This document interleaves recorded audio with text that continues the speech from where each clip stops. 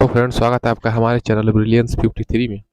तो हम लोग पढ़ रहे थे फोर्थ सेमेस्टर में हिंदी के सभी एमसीक्यू, सामाजिक अध्ययन के सभी एमसीक्यू, विज्ञान के, गणित के, शैक्षिक प्रबंधन के आरंभिक स्तर के, इतना सारा एमसीक्यू और 2 पेपर आरंभिक स्तर शैक्षिक प्रबंधन का शॉर्ट और वेरी शॉर्ट क्वेश्चन मैंने पढ़ा दिया। तो जाके चैनल पे विजिट करेंगे और प्लेलिस्ट में देख लेंगे। आपका जो भी सेमेस्टर है आप लोग उस सेमेस्टर पे क्लिक करके देख लेंगे, पूरा प्लेलिस्ट में वीडियोस पड़े हुए हैं। तो चलिए शुरू करते हैं। इंग्लिश, ठीक है, 7वां प्रश्न पत्र इंग्लिश है, तो एमसीक्यू पढ़ते हैं आज, इसको खत्म करते हैं प्रैक्टिस। ग्रामर कम ट्रांसलेशन मेथड, यानी कि जो ग्रामर आप सीखते हैं ट्रांसलेशन मेथड से, जैसे आप छोटे थे तो आपको हिंदी दिया जाता था और उसका अनुवाद करके आप इंग्लिश में लिखते थे, तो उस मेथड को आल्सो नोन एज 2025 में प्रश्न पूछा है, तो उस प्रश्न को भी जानते हैं। कौन से मेथड? क्लासिकल मेथड में, कॉम्पिटिटिव मेथड में, एनालिटिकल मेथड में या साइंटिफिक मेथड में। उस विधि को क्या कहते हैं? तो ये एक शास्त्रीय विधि है, यानी कि पुराना मेथड है, क्लासिकल मेथड है। कॉम्पिटिटिव मेथड तो है ही नहीं, तुलना करना, साइंटिफिक मेथड है ही नहीं, ठीक है, और एनालिटिकल मेथड तो है ही नहीं, ये पुराना मेथड है। नेक्स्ट प्रश्न, which of the following is the demerit, यानी कि हानि है, ठीक है। Which of the following is the demerit of communicative approach, ठीक है। संचार के, जो संचार वाले, जो कम्युनिकेशन है, उसके क्या डिमेरिट है? Students get new ideas from their fellows, यानी कि बच्चे नई आइडियाज को पाते हैं अपने जो संगी साथी हैं उनके साथ। अगर वो बातचीत करते हैं तो स्टूडेंट नए विचार पाते हैं अपने संगी साथ के। दिस अप्रोच नेग्लेक्ट्स, यह विधि नेग्लेक्ट करता है, मनाही करता है रीडिंग एंड राइटिंग, ठीक है। तो देखिए सही बात है, जो आपका संप्रेषण विधि है भाषा को सीखने का, वो कहाँ रीड करता है? वो रीड नहीं करता है, वो बस सीखा जाता है, नहीं राइट एंड नहीं लिखा जाता है। ये क्या है? ये इसका डीमेरिट है। Students always remain active in class, student हमेशा क्या होते हैं? एक्टिव होते हैं क्लास में, तो कम्युनिकेटिव में वो तो एक्टिव, कोई ज़रूरी नहीं है कि एक्टिव रहे। Students develop the art of speaking, ये तो करते ही करते हैं, ये तो इसके प्रोस हो गए, ये क्या हो गए? इसके मेरिट हो गए, इसके लाभ हो गए, ठीक है। जब कम्युनिकेटिव, जब संप्रेषण करेंगे बच्चे, एक दूसरे से बात वाद विवाद करेंगे, तो उनके दिमाग में नई आइडियाज़ आएंगी, ठीक है। स्टूडेंट हमेशा क्या करेंगे? एक्टिव रहेंगे क्लास में। जब बच्चों से आप बातचीत करेंगे, संवाद स्थापित करेंगे, तो बच्चे क्या होंगे? अपने विचारों को आदान प्रदान करेंगे, यानी कि कम्युनिकेट होंगे एक दूसरे से। Student develop the art of speaking, और स्टूडेंट क्या होंगे? बोलने में माहिर होंगे, सीखेंगे, यानी कि उनके अंदर बोलने की कला आएगी। लेकिन डिमेरिट क्या है? तो ये अप्रोच क्या करता है? ये अप्रोच रीडिंग, यानी कि लेख राइटिंग, यानी कि लेखन और पठन दोनों को क्या करता है? नेग्लेक्ट करता है। जब बच्चों से आप बातचीत करेंगे तो कहाँ लिखा जाता है, कहीं कहाँ पढ़ा जाता है, ये इसका डिमेरिट है। प्रश्न नंबर तीसरा, identify the adverb in the given sentence. Adverb मतलब क्या? The sentence which describe the qualities of adverb is called adverb, ठीक है। Adverb, this is a hospital please speak quietly, यह एक अस्पताल है कृपया धीरे बोलें। इसमें एडवर्ब आपको पहचानना है। Hospital, speak, please, quietly. Adverb मतलब जो वर्ब की विशेषता बताए, यानी कि क्रिया विशेषण। क्रिया विशेषण क्या है? जैसे आप कहते हैं कि कृपया धीरे धीरे चलो, तो धीरे धीरे क्या है? क्रिया विशेषण है, तो उसी को एडवर्ब कहते हैं। तो एडवर्ब इसमें क्या है? तो this is hospital please speak quietly, यानी कि धीरे बोलो, तो ये क्या है? क्वाइटली क्या है? आपका एडवर्ब है। नेक्स्ट प्रश्न देखिए। नेक्स्ट प्रश्न, choose the correct tense, choose the correct tense in the sentence it was getting darker, यानी कि यह क्या होता जा रहा है? यहाँ पे अंधकार होता जा रहा है, ठीक है। कौन सा? Present continuous tense, past perfect tense, past continuous tense, simple past tense. It was getting darker, तो इसमें आईएनजी जुड़ा है। वाज, वाज वर्ग के साथ क्या जुड़ा है? आईएनजी। ये कंटिन्यूअस टेंस है, कौन सा, तो पास्ट कंटिन्यूअस है। वाज वेयर किस टेंस में रहता है, तो पास्ट में, और आईएनजी है तो कंटिन्यूअस है, तो past continuous tense, option number C सही हो जाएगा। सब 2025 में प्रश्न पूछा है। बी अवेयर, क्या करना है यहाँ पे, उचित प्रीपोजिशन, यानी कि प्रीपोजिशन क्या करता है, जो संबंधों को दर्शाता है, तो प्रीपोजिशन। तो बी अवेयर यानी कि जागरूक रहें या सचेत रहें डॉग्स यानी कुत्तों से, यानी कि कुत्तों से सचेत रहें। तो क्या लगेगा यहाँ पे, फ्रॉम लगेगा, ऑफ लगेगा, टू लगेगा, बिटवीन लगेगा। तो बिटवीन क्या होता है, दो लोगों के बीच बिटवीन लगता है, ठीक है। टू, फ्रॉम क्या होता है, किसी वस्तु से कोई चीज अलग होती है, यानी कि फ्रॉम मतलब से होता है। और यहाँ पे क्या लगेगा, ऑफ लगेगा, यानी कि बी अवेयर ऑफ डॉग, यानी कि उचित प्रीपोजिशन यहाँ पे यही लगेगा, ठीक है। Dogs, B aware of dog. खाली स्थान ऑफ लैंग्वेज लर्निंग, यानी कि भाषा अधिगम। लैंग्वेज लर्निंग मतलब भाषा को सीखने में एक्सेलरेट यानी कि त्वरित करता है the practical part of the language, यानी कि भाषा को सीखने में कौन सा चीज मददगार होता है, ये बताना है। तो कम्युनिकेशन स्ट्रेटजी, यानी कि वाद विवाद संवाद करेंगे तो भाषा सीख जाएंगे।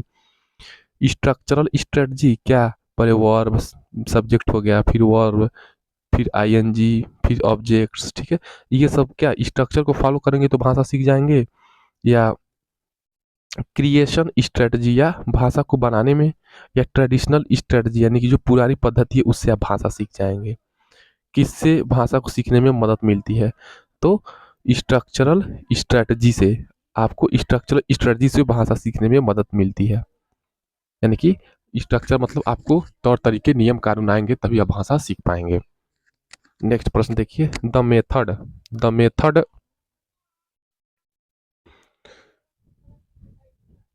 The method emerged as a reaction of the various demerits of the grammar translation method is 2023 में प्रश्न पूछा है। यानी कि ऐसा method, the method emerged a reaction of the various demerits of grammar translation method, यानी कि grammar translation method के जो विभिन्न प्रकार की डिमेरिट्स हैं, हानियां हैं, वो किस मेथड के रिएक्शन के थ्रू आए हैं, ठीक है। बाइलिंगुअल मेथड यानी कि दो भाषाई method, play and learn method, direct method, the sentence method, ठीक है। तो ग्रामर कम ट्रांसलेशन मेथड है, उसकी विभिन्न प्रकार का जो कमियां हैं वो किस मेथड की कमियों की वजह से आया है। तो जो डायरेक्ट मेथड था, अच्छा ये बताए, डायरेक्ट आप किसी को जापानी सिखा देंगे, डायरेक्ट अरबी सिखा देंगे, नहीं, तो उसी को दूर करने के लिए क्या आया, डायरेक्ट मेथड के जगह ग्रामर ट्रांसलेशन मेथड आया, यही ये प्रश्न कह रहा है, यानी कि डायरेक्ट मेथड के उपलक्ष्य में ग्रामर ट्रांसलेशन मेथड आया। नेक्स्ट प्रश्न देखिए, is the most important factor for effective language learning 2023, यानी कि आप भाषा को प्रभावी तरीके से कैसे सीख सकते हैं, इवेल्युएशन से, इमिटेशन से, डिस्कशन से, रिड्यूसिंग मिस्टेक से। तो भाषा को आप किस तरीके से प्रभावी तरीके से सीख सकते हैं, जब आप डिस्कस करेंगे, डिस्कशन करेंगे, ठीक है। बच्चों में वाद विवाद की बातें, बच्चे जब संचार करेंगे तो भाषा को सीखने में बहुत प्रभावी तरीके से भाषा सीखते हैं। What is the general order of language learning, तो लैंग्वेज भाषा अधिगम का जो जनरल ऑर्डर आप पढ़ते हैं सुबोपली, उसी के बारे में करना है। सुबोपली, सुबोपली मतलब सुनना, सुनना मतलब लिसनिंग, देखिए लिसनिंग हो गया, बोलना यानी कि स्पीकिंग हो गया, पढ़ना, पढ़ना यानी कि रीडिंग हो गया, अली माने लिखना, लिखना मतलब राइटिंग होगा। तो पहला ही ऑप्शन सही हो जाएगा, listening, speaking, reading and writing, option number ओ सही हो जाएगा। 2023 में प्रश्न पूछा है। तो what is the general order, यानी कि सामान्य क्रमबद्धता क्या है लैंग्वेज लर्निंग का, यानी कि भाषा अधिगम का। Antonyms of boon is sharp, यानी कि बून का विलोम कर्स, सिविल, नन ऑफ दीज, ठीक है। तो बून मतलब क्या होता है, कर्स होता है, यानी कि श्राप होता है या अभिशाप होता है, तो साप, ठीक है। तो ये साप होगा, ये बून का क्या हो जाएगा, आशीर्वाद हो जाएगा, ये इसका विलोम है। तो बून का क्या हो जाएगा, एंटोनिम्स कर्स हो जाएगा।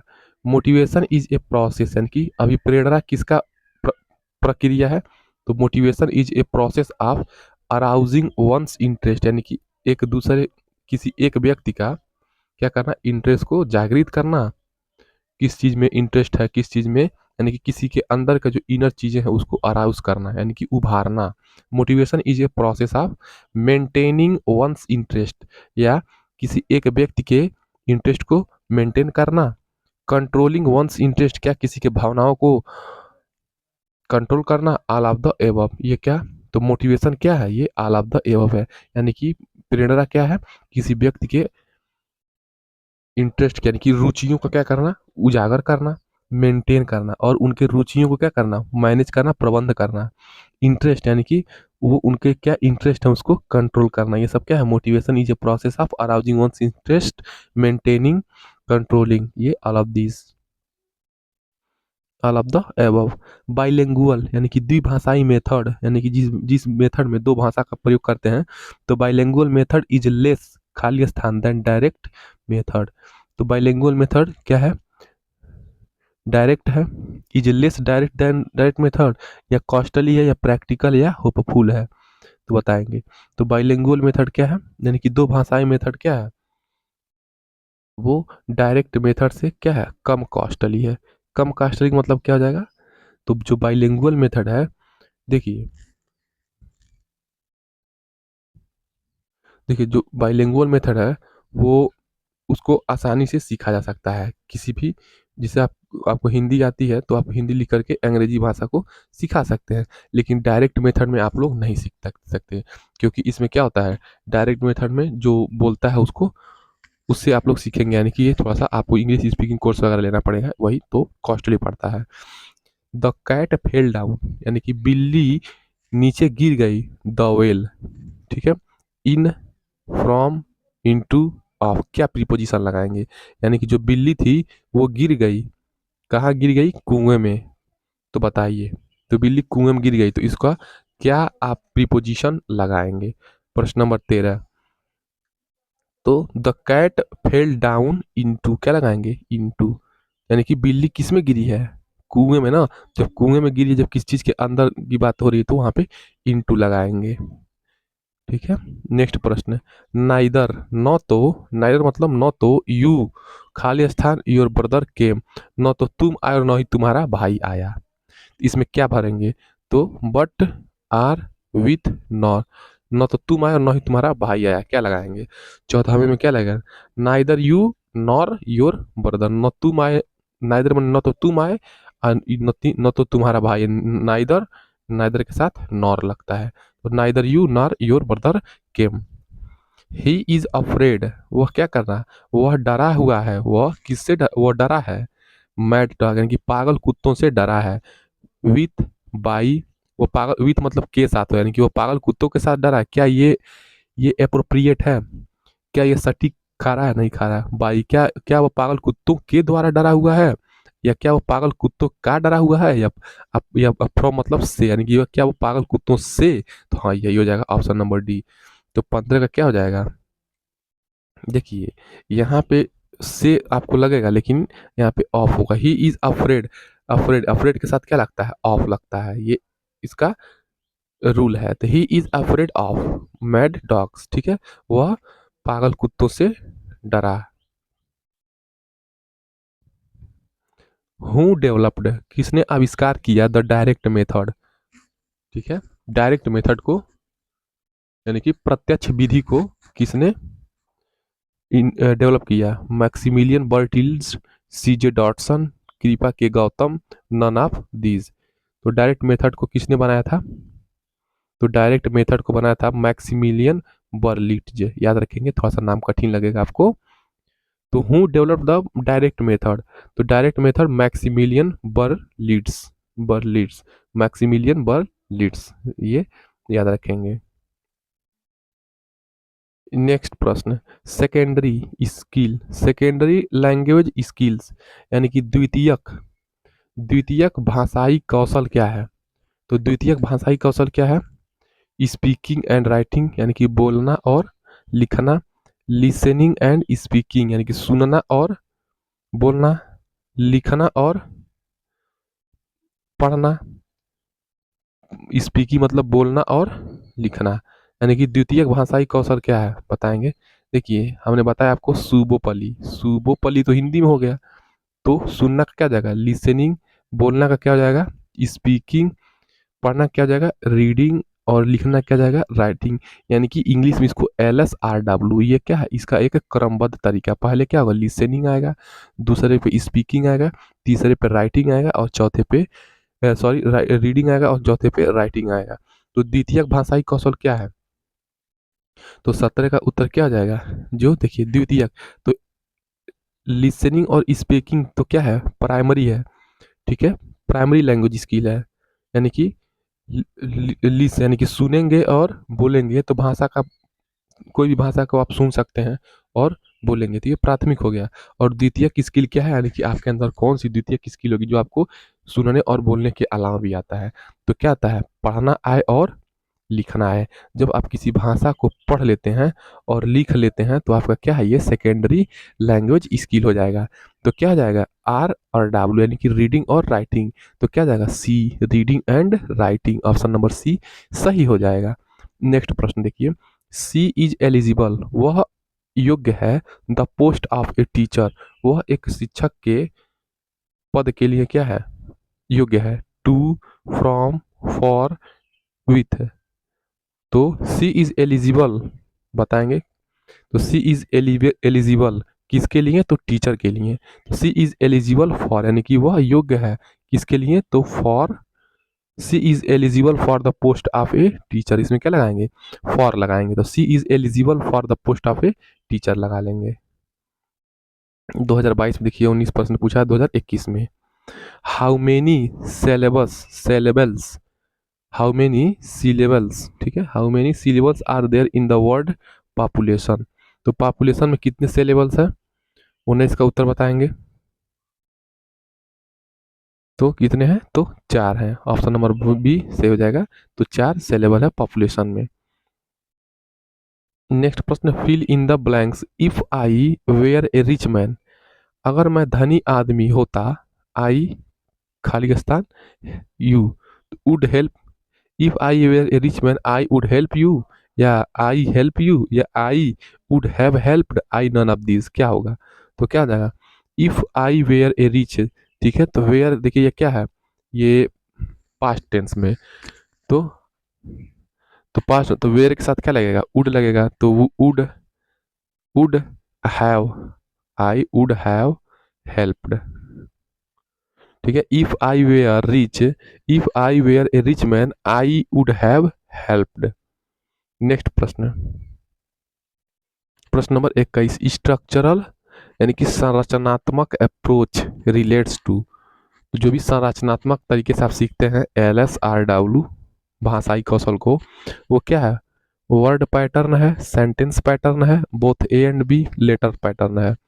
तो 21 का उत्तर क्या हो जाएगा, तो ये बोथ होता है। तो कोई भी भाषाई कौशल में जब आप स्ट्रक्चरल अप्रोच को अपनाते हैं तो उसमें वर्ड का पैटर्न भी समझते हैं कि कैसे आप ABCD है, ठीक है, A से Z तक है, तो क्या ये वर्ड का पैटर्न बताता है। और सेंटेंस का पैटर्न क्या है, पहले सब्जेक्ट लिखेंगे प्लस वर्ब का फर्स्ट फॉर्म,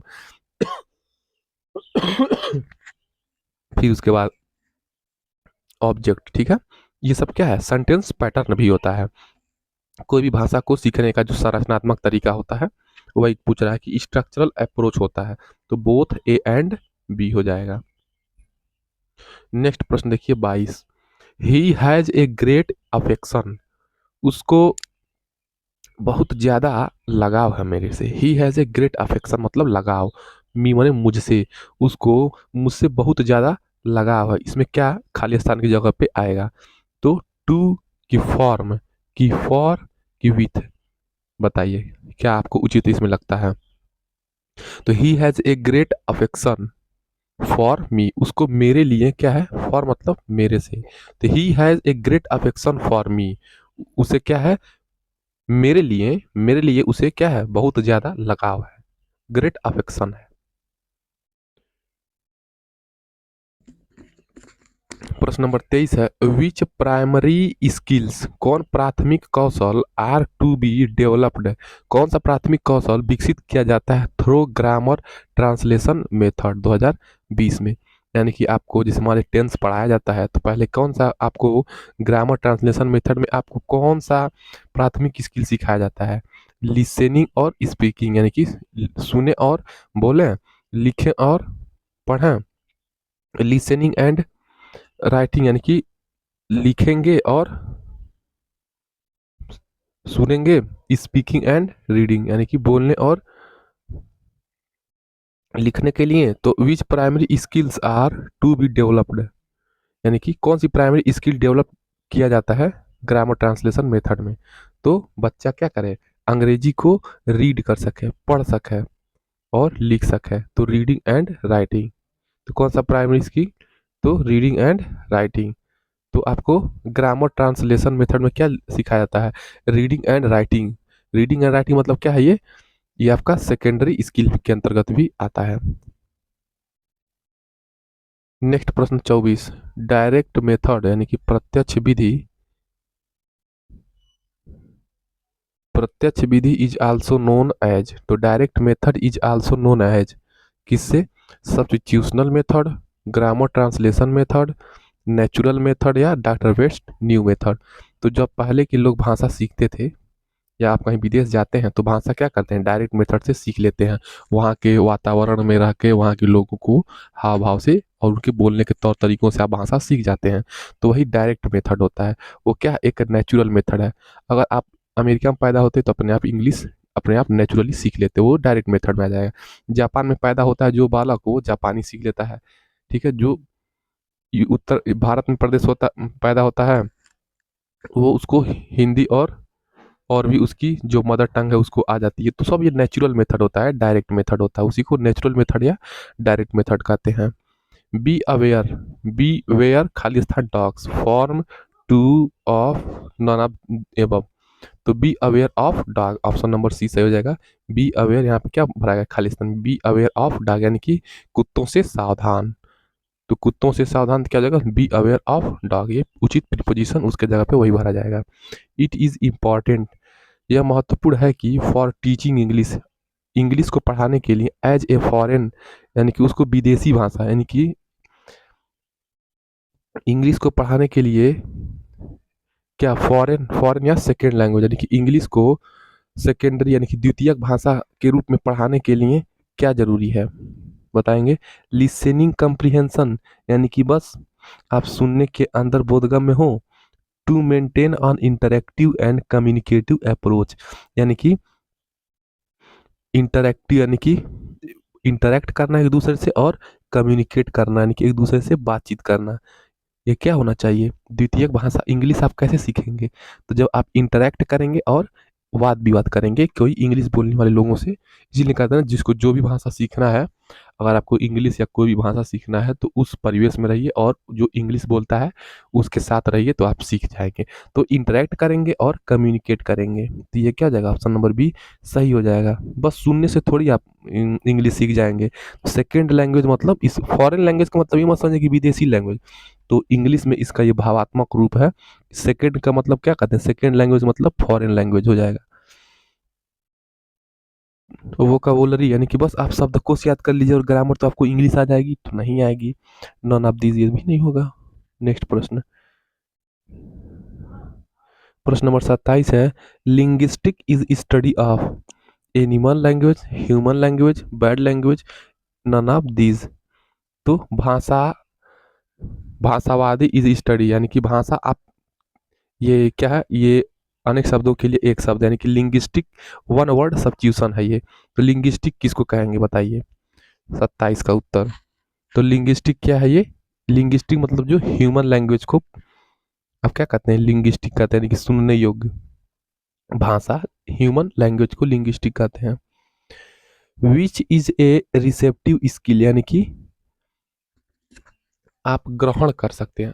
आप किसी की बातों को, किसी की भावनाओं को, किसी के विचारों को, या किसी कौशल को, या किसी गुण को, किसी तरीका को आप कैसे रिसेप्ट करते हैं, यानी कि कैसे अपने अंदर समाहित करते हैं। लिसनिंग यानी कि सुन करके, स्पीकिंग यानी कि बोल करके, राइटिंग यानी कि लिख करके, या नन ऑफ द एबव। तो आप के किसी कौशल को कैसे ग्रहण करते हैं?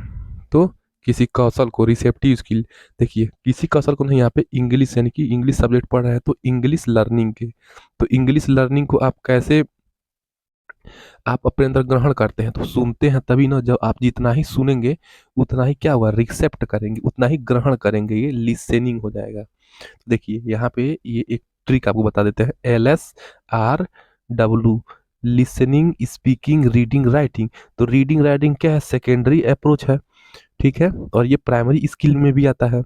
और देखिए जो लिसनिंग है क्या है, यानी कि लिसनिंग क्या है, रिसेप्टिव है। लिसनिंग क्या है, रिसेप्टिव, यानी कि ग्रहण करते हैं आप भाषा को, यानी भाषा को ग्रहण करते हैं, या लिसन यानी कि सुनते हैं, तो वही आपका ग्रहण करना हो गया। स्पीकिंग, स्पीकिंग करना भी क्या है, ये भी आपको सीखने का तरीका है भाषा को। एडवर्ब ऑफ कॉवर्ड, कॉवर्ड मतलब कायर, यानी कि कायर का क्रिया विशेषण क्या होगा, coward, cowardly, cowardice, none of the above. 29 का उत्तर क्या हो जाएगा, तो कॉवर्ड का एडवर्ब क्या होगा, कॉवर्डली। तो ये याद किया जाता है कॉवर्ड, कॉवर्ड में क्या लगा देंगे, यल वाई लगा दीजिए, तो क्या हो जाएगा कॉवर्डली। तो जो कॉवर्डली है वो क्या है आपका एडवर्ब है, तो कॉवर्ड से एडवर्ब कॉवर्डली होगा। नेक्स्ट प्रश्न, एंटोनिम ऑफ बून इज, तो अभी रिपीटेड क्वेश्चन था, तो बून का एंटोनिम यानी कि बून का क्या बोलते हैं, बिलोंग कर्स हो जाएगा, कर्स मतलब साप या दुख हो जाएगा, तो उसका उल्टा दुख का सुख हो जाएगा बून, तो एंटोनिम ऑफ बून इज कर्स। तो नेक्स्ट प्रश्न देखिए, प्रश्न नंबर 31, डायरेक्ट मेथड, फिर से प्रत्यक्ष विधि आ गया, यानी कि जो नेचुरल मेथड, आप किसी के देश में जाते हैं या डायरेक्ट आपसे कोई बात करता है इंग्लिश में, हिंदी में, जापानी, बंगाली, उड़िया, तो आप सीख जाते हैं, ये आपका डायरेक्ट मेथड हो गया। तो डायरेक्ट मेथड ऑफ टीचिंग, यानी कि भाषा को टीचिंग करने का, इंग्लिश यानी कि टीचिंग इंग्लिश को डायरेक्ट तरीके से पढ़ाने के लिए, came as a reaction against. तो देखिए डायरेक्ट मेथड, देखिए सबको नहीं समझ में आएगा, कोई जरूरी नहीं कि अगर आप इंग्लिश सीखते हैं तो आपको डायरेक्ट इंग्लिश सुनने से या वहाँ की उस भाषा में रहने पे स्पीक रीडिंग से और स्पीकिंग से आ जाए, ऐसा नहीं है।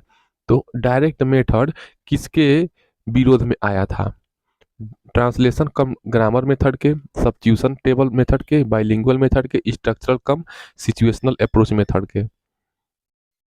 तो डायरेक्ट मेथड किसके खिलाफ है, तो डायरेक्ट मेथड किसके खिलाफ आया था, तो डायरेक्ट मेथड आया था ट्रांसलेशन कम ग्रामर मेथड, यानी कि जो पुरानी क्लासिकल मेथड है कि हाँ बस एकदम भाषा सीखने के लिए आपको पूरा ग्रामर रटा रटाया पूरा नियम आपको याद होना चाहिए तभी आप अंग्रेजी बोल पाएंगे या लिख पाएंगे, तो ये भावना गलत थी। तो इसको सुधार करने के लिए ट्रांसलेशन कम ग्रामर मेथड के जगह क्या आया, कि डायरेक्ट मेथड आया, कि अगर आप लोग को डायरेक्ट बोलना शुरू करिए तभी भी आपको इंग्लिश बोलना आ जाएगा। ठीक है, जैसे कुछ लोग जाते हैं विदेश घूमने या कुछ लोग कमाने जाते हैं तो वहाँ की भाषा सीख करके आते हैं, तो ये सब डायरेक्ट मेथड के थ्रू ही होता है, यानी कि कोई जरूरी नहीं है जो अनपढ़ है वो दूसरी भाषाओं को न बोल पाए, वहाँ के परिवेश वातावरण में भी रह के भाषा सीख लेता है, यानी कि ट्रांसलेशन कम ग्रामर मेथड के जगह पे क्या है, डायरेक्ट मेथड भी जरूरी है। ये ट्रांसलेशन कम ग्रामर मेथड के अगेंस्ट आया था डायरेक्ट मेथड। नेक्स्ट प्रश्न देखेंगे, प्रश्न नंबर 32, प्रश्न नंबर 32 है द स्ट्रक्चरल अप्रोच, तो संरचनात्मक अप्रोच है रिलेट्स टू, किससे किसे रिलेट करता है, वर्ड पैटर्न से, सेंटेंस पैटर्न से, both A and B, letter pattern से।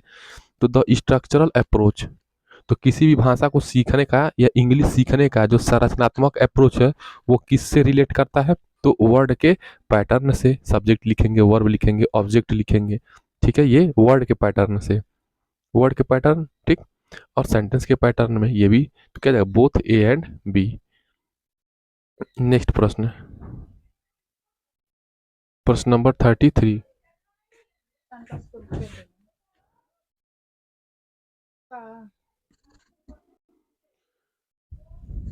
The origin of direct method, यानी कि प्रत्यक्ष विधि का क्या है, ओरिजिन क्या है, तो प्रत्यक्ष विधि का ओरिजिन क्या है, इंग्लैंड है, फ्रांस है, इंडिया है, अमेरिका है।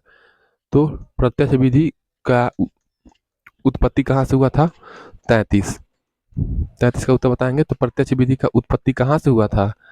तो प्रत्यक्ष विधि का उत्पत्ति इंग्लैंड से हुआ था। ठीक है, इंग्लैंड वाले ही तो हमारे देश में रहते और हम लोगों को गुलाम बनाए थे। तो इंग्लैंडों ने क्या किया, इंग्लिश को डायरेक्ट मेथड में सिखाना शुरू किया था इंग्लैंड वालों ने। एडजेक्टिव इज डिफर इज, ठीक है, एडजेक्टिव क्या करता है, डिफर करता है। Different, difference, differently, none of this. तो क्या क्या लगाएंगे यहाँ पे 34? Adjective is differ, adjective of differ is क्या हो जाएगा, different. Adjective of differ is क्या है, डिफरेंट है। ऑप्शन नंबर ए सही हो जाएगा। प्रश्न number 35, what are one of the two productive skill, यानी कि उत्पादक कौशल क्या है। आप कब उत्पादक वाली काम करते हैं, कब आप ज्यादा प्रोडक्टिव रहते हैं, किस कौशल में? Listening and speaking, listening and writing, speaking writing, listening writing. तो देखिए प्रोडक्टिव, LSRW। देखिए रिसेप्टिव, रिसेप्टिव तो क्या है, लिसनिंग है, यानी कि आप ग्रहण करते हैं, कैसे, सुन करके ग्रहण करते हैं। और प्रोडक्टिव आप कब होते हैं, कब आप किसी चीज को सुनते हैं तो समझ जाते हैं अच्छे तरीके से। तो 35 का उत्तर क्या जाएगा, जब आप, देखिए ये आपका हो गया रिसेप्टिव स्किल हो गया, ठीक, रिसेप्टिव स्किल हो गया। प्रोडक्टिव स्किल में हो जाएगा आपका स्पीकिंग एंड राइटिंग। ये आपका स्पीकिंग यानी कि बोलना और लिखना, बोल करके लिखने से क्या होता है, प्रोडक्टिविटी बढ़ती है। वही कह रहा है कि प्रोडक्टिव स्किल क्या है, तो स्पीकिंग और रीडिंग, स्पीकिंग एंड राइटिंग।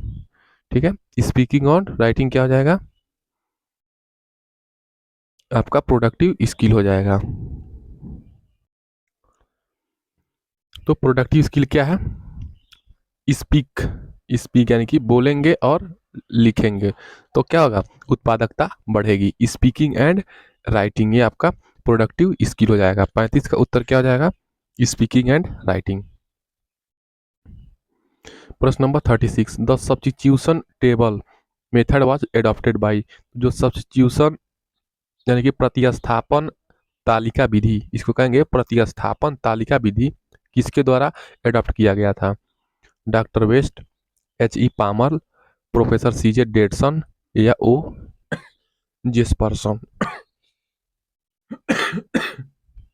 तो जो the substitutional table method was adopted by HE Palmer, ये याद करना पड़ेगा कि जो प्रतिस्थापन तालिका विधि है वो HE पामर के द्वारा भाषा सीखने का बताया गया था। HE पामर याद रखेंगे, substitutional table method HE Palmer.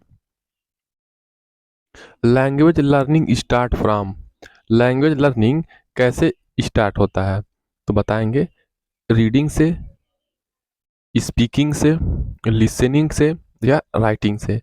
तो लैंग्वेज लर्निंग कैसे स्टार्ट होता है, 37 का उत्तर, तो स्टार्ट किससे होता है, लिसनिंग से यानी कि सुनने से, यानी कि रिसेप्ट करने से, रिसेप्टिव स्किल के थ्रू लैंग्वेज का ग्रहण होता है, सीखते हैं आदमी। तो लैंग्वेज यानी कि भाषा अधिगम कैसे होता है, लिसनिंग से, सुनने से। भाषा को आप कैसे सीखेंगे, तो सुनने से। Phonetics is the science of, देखिए ये 38वां क्वेश्चन पूछा है आपका 2017 में। तो फोनेटिक्स यानी कि ध्वनि विज्ञान is the science of reading, writing, sounds, pronunciation. Phonetics is the science of sound, phonetics मतलब साउंड होता है जिससे ध्वनि विज्ञान कहते हैं। Phonetics is the science of sound.